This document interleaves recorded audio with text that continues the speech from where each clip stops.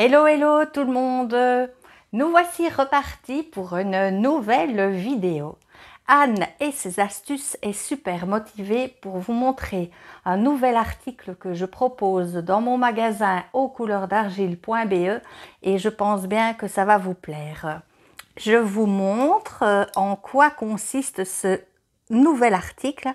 En fait, il y en a 4 et au bout de ces 4 bâtons en métal, vous avez des boules, des petites boules, des petites boules, des petites boules de diamètres différents.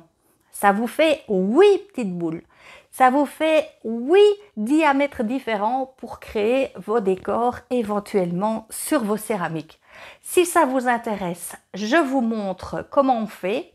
Je vais mettre la caméra tout près pour que vous voyez sur la pièce comment je procède. Et à la fin de la vidéo, elle ne sera pas très longue, je vous montre des réalisations que j'ai faites avec ces petites boules et vous verrez que j'espère que ça va vous donner plein d'idées et envie aussi de les utiliser. A tout de suite, ne quittez pas. Et voilà, je vais vous expliquer d'abord en quoi consiste cette assiette que je viens de réaliser en préparant la vidéo. En fait, j'ai estampé une plaque d'argile de Raoul-Ebec, la terre Utah, la noire, et je l'ai estampée ici sur le moule en plâtre. Et au lieu de m'arrêter ici au bord, eh bien, j'ai décidé d'aller jusqu'à l'extrémité, sur les petits bords ici, parce que voilà, là, ça fait une jolie assiette aussi en procédant de la sorte. Et bien sûr, mon arc de coupe pour couper ici bien droit. Et voilà ce que j'obtiens. Une assiette estampée. Alors pour préparer la vidéo, pour que ça fonctionne bien avec mes petites boules, j'ai laissé un petit peu à l'air libre au vent, surtout pas au soleil, au vent, pour que la terre se raffermisse un petit peu. Et j'ai bien sûr, comme j'ai toujours, mon esthèque en silicone rouge que je ne cesse d'utiliser et de vanter pour pouvoir lisser vraiment la terre de manière la plus parfaite possible. Alors, vous remarquez que mon moule est sur un essuie. L'essuie est sur la tournette puisque je ne sais pas travailler sans tournette. Je mets l'essuie pourquoi? Parce que le type de moule ici, je vous montre à l'extérieur, c'est un moule qu'on peut aussi utiliser à l'extérieur. Hein. Ça, je vous montrerai plus tard comment je procède. Mais comme il y a des petites bosselettes, quand je pose le moule sur la tournette, eh bien, ce n'est pas vraiment stable. En tout cas pour estamper à l'intérieur. Donc, j'ai mis un essuie, un torchon, une serpillière, enfin je sais pas, je sais que vous en France vous n'utilisez pas le mot essuie et que je suis sûre que ça va vous faire rire de m'entendre le dire. Et c'est ça qui est drôle, c'est que même qu'on parle la même langue, eh bien on ne se comprend pas toujours. Alors je repasse un coup ici à l'extérieur, délicatement pour préparer l'endroit où je vais mettre mes petites boules. Voilà. Quand la terre est un petit peu plus raffermie, eh bien, j'ai plus facile de lisser avec mon esthèque.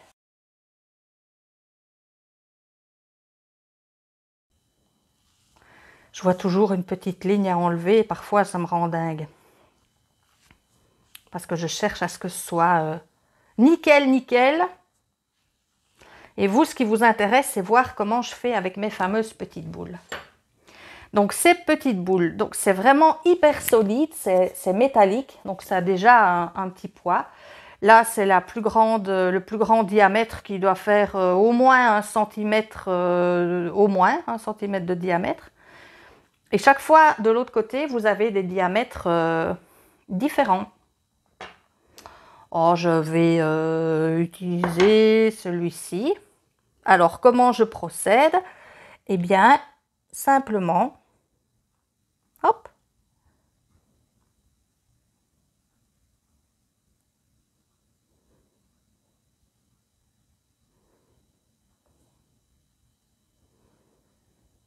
quand la terre est un petit peu plus à consistance cuir, un petit peu plus moins fraîche, eh bien ça colle moins. Mais si on reste pas trop longtemps, vous voyez que ça se passe hyper bien. Là, j'y vais de manière spontanée. Vous pouvez bien sûr choisir de choisir des formes géométriques dans lesquelles vous insérez ces petits ronds. Ça peut être le centre d'une fleur et après vous faites des petits mini ronds là. Je vais essayer. Hop, c'est comme ça me vient. Alors on peut repartir et faire des espèces de petites volutes, de petites spirales, faire un petit chemin.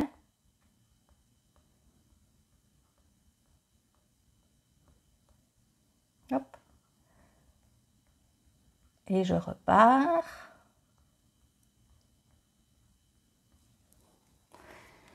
On peut choisir un diamètre un petit peu plus large. On peut en faire plein l'assiette ou à certains endroits. On peut imaginer aussi de faire un petit décor seulement là, sur le bord. Je vous montrerai, j'ai réalisé une assiette comme ça, où j'ai simplement fait sur les bords. C'est amusant, hein. Donc une fois qu'on est parti avec l'outil, eh bien on a juste envie d'en mettre partout. Alors vous voyez que le manche est rose.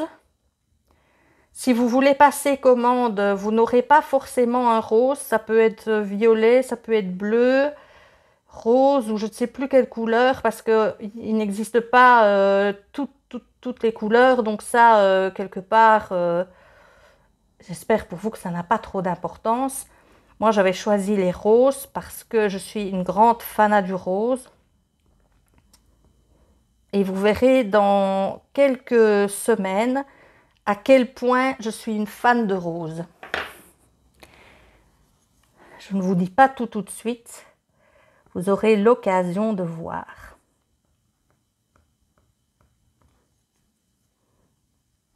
Alors, les personnes qui font de la sculpture, je pense aussi que ça peut vous intéresser parce que ça peut être avec les petits embouts comme ça, les petites boules. Vous pouvez faire les petits trous de nez, les petits coins de l'œil pour les personnages. Il y a aussi, si vous avez des vêtements sur sur les personnages, qu'il y a des drapés ou des choses, vous pouvez toujours venir faire des petits décors comme ça. On a envie d'en mettre partout. Alors, ce qui est sympa, c'est que les mailles, une fois que vous émaillez votre pièce, eh bien, il va se loger dans les creux et puis ça donne des petits effets. Vous allez voir, je vous montrerai après. J'ai préparé les 4 pièces que j'ai réalisées avec ça. Voilà. Je pourrais rester comme ça avec vous pendant 2 heures. Hein, donc, je vais faire des plus grands.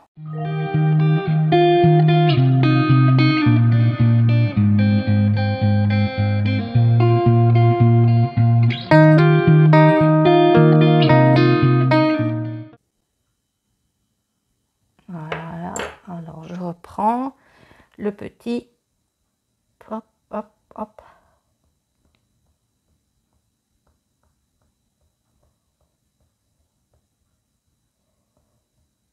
Ça marche sur toutes les formes, hein. Si vous faites des tasses, si vous travaillez, si vous estampez à l'intérieur des moules,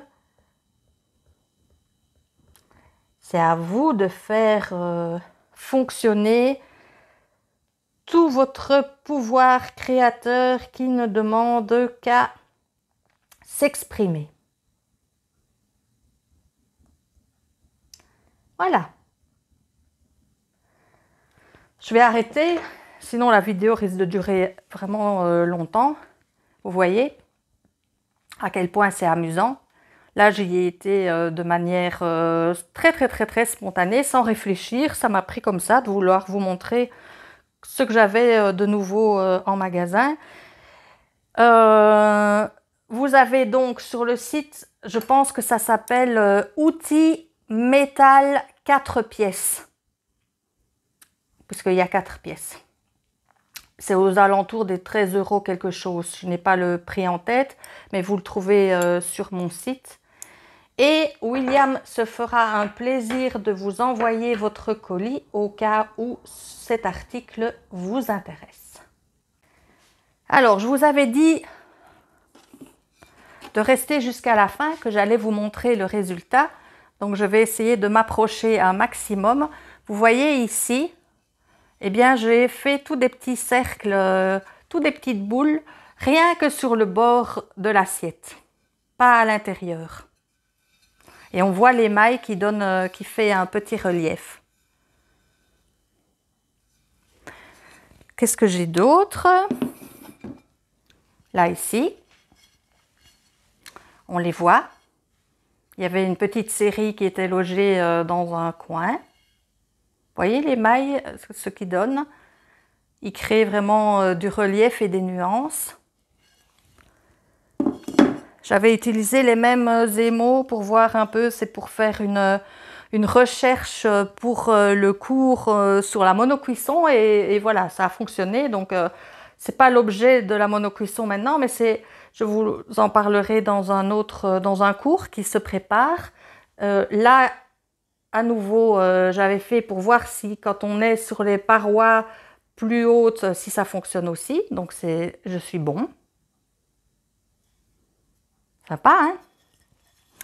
Et la dernière, là, l'émail est resté un peu plus mat, moins fondu, ce qui fait qu'on voit aussi très bien le lieu où il y a les petites boules de diamètre différents.